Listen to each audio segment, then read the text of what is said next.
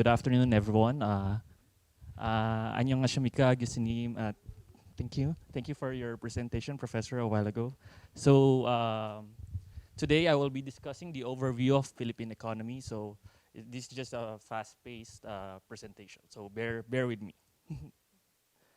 So the content of my presentation will revolve on these components: the background about the Philippines, some important statistics, macroeconomics indicator, economic sectors in the Philippines, including the import-export statistics, top industries, official development assistance, and the future plan and direction of the country.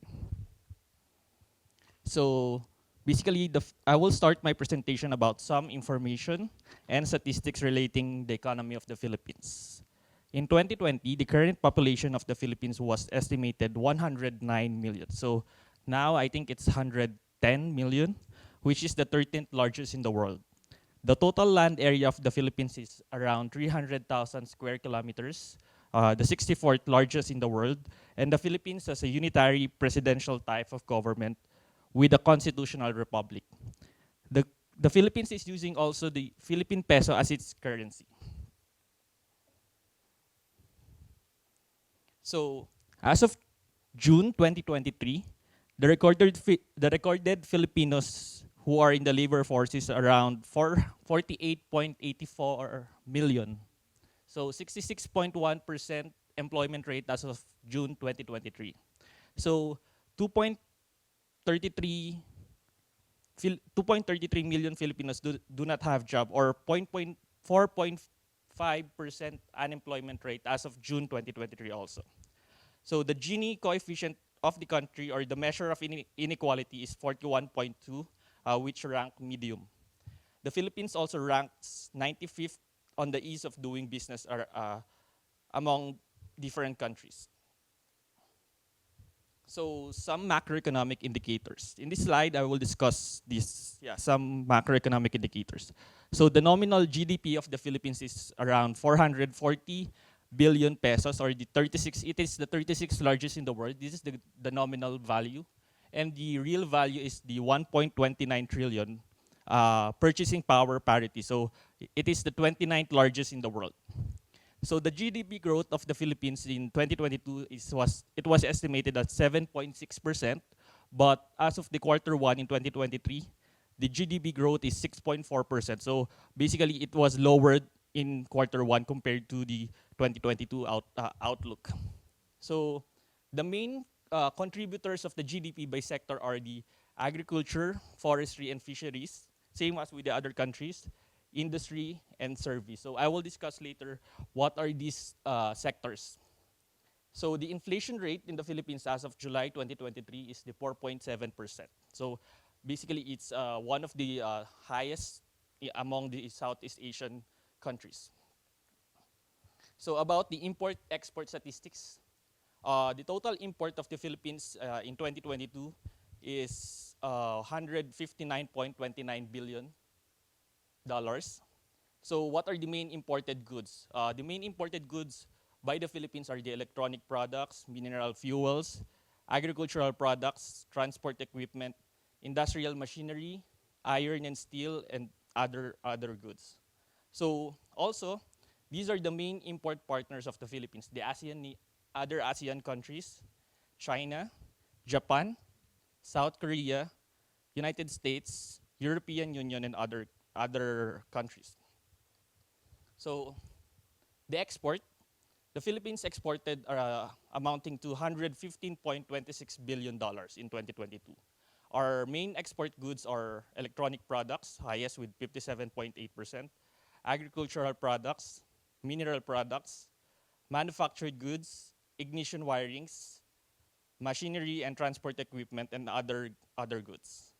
So our main export partners are ASEAN, United States, Japan, Hong Kong, China, and European Union. So these are the main contributors of the economic sectors. So basically, we have three: the agriculture, industry, and service. So the first line, The 8.9%, the 29.7%, the 61.4%, these are the contribution of the GDP per sector. So basically, the Philippines, the service sector largely dominate the GDP sector. So this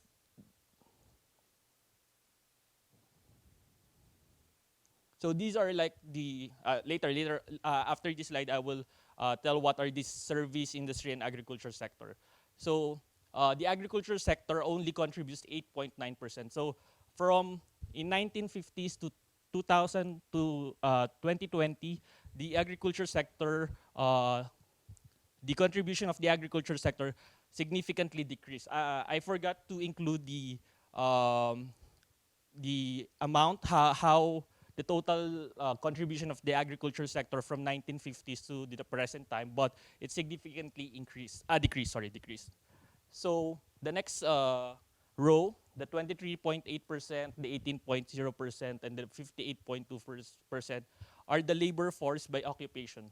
So also the service sector dominates the labor force in the Philippines as occupation. So here are the main industries. So to follow this figure, the blue color are the service sectors.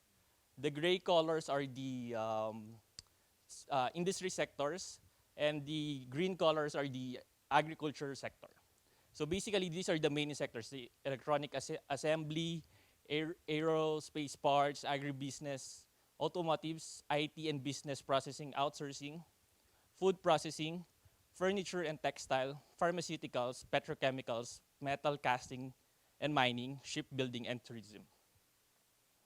So just the investment grade and credit rating of the country. So these are the Japan Credit Rating Agency, Standard and Poor's, Moody's, and Fitch are the renowned organization on investment grade and credit rating. So the outlook of these agencies are, the Philippines have the stable credit rating for the, this is 2022.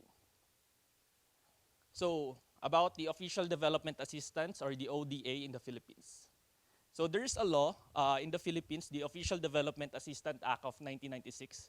It says an act excluding official development assistance from the foreign debt limit in order to facilitate the absorption and optimize the utilization of ODA resources, amending for purpose.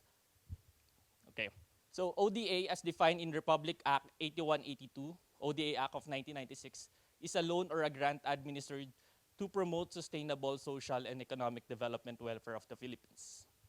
So resources from ODA must be contracted with governments of foreign countries with whom the Philippines has diplomatic, trade relations, or bilateral agreements, or which are members of the United Nations, their agencies, and international or multilateral lending institutions. So this is the official development portfolio report as of 2021. So what are these? What is this figure? So the figure 1 shows the ODA programs and projects as classified into 5 sectors: the agriculture, agrarian reform, and natural resources, or the AARNR; the governance and institutions development, the GID; the industry, trade, tourism, ITT; infrastructure development, or the infra; and the social reform and community development. So basically, the infrastructure largely dominated the ODA in the Philippines. So and the GID, the government institution, governance and institutions development. So these are just the example of what are the ODA programs in the Philippines. So first, in agriculture.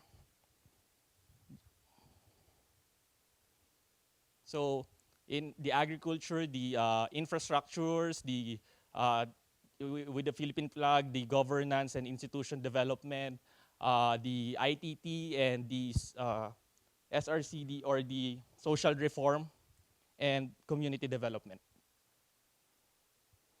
So on this slide, these are the table 1 discusses the total ODA by fund source in 2021. So Japan has the largest funding fund source for the Philippines with 32.12%.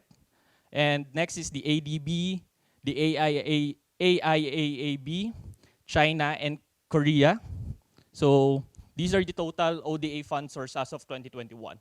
So in table 2, the distribution of new ODA loans and grants by fund source. So also the World Bank, the ADB, AIIB, France, China, Korea. These are the new ODA loans and grants by fund source.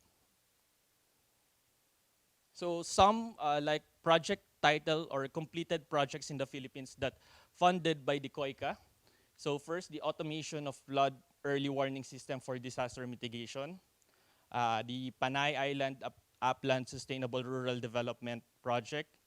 The Integrated Equity Focused Service Delivery and Accelerated Improvement of Maternal and Newborn Health. The Health Information System for Region 4A Calabarzon. Iloilo Health System Strengthening, Quirino Agricultural Development Project. So these are just some of the examples of the completed projects of KOICA in the Philippines. So KOICA targeted all over the country. It's not just like it is distributed mostly in the rural areas. The KOICA, if you can see, it's more on the agricultural development of the country. So yeah, another projects. So these are like the Quirino Integrated Rural Development Project Phase 2. So on this, it's the Quirino Cattle Breeding Center. So Quirino Province, it's one of the province in the Philippines and known for cattle breeding. So KOICA helped this province to have a breeding center. So also this KOICA IOM Molecular Diagnostic Laboratory. This is in Tawi-Tawi, the southernmost part of the Philippines. So it's an island in southernmost part. So even on that part of the Philippines, KOICA have been helping these people, this group. So lastly, the Philippine Development Plan. This is the strategy of the current administration of the Philippines for my last slide. So the PDP, or the Philippine Development Plan 2023-2028, is a plan for deep economic and social transformation to reinvigorate job creation, accelerate poverty reduction by steering the economy back on a high growth path. This growth must be inclusive, building an environment that provides equal opportunities to all Filipinos and equipping them with skills to participate fully in an innovative and globally competitive economy. So this Philippine Development Plan is anchored to the SDG, the UN SDG, and the long-term plan of the Philippines. So I want to discuss further, but due to the limited time, so this will be my last slide. So thank you for listening.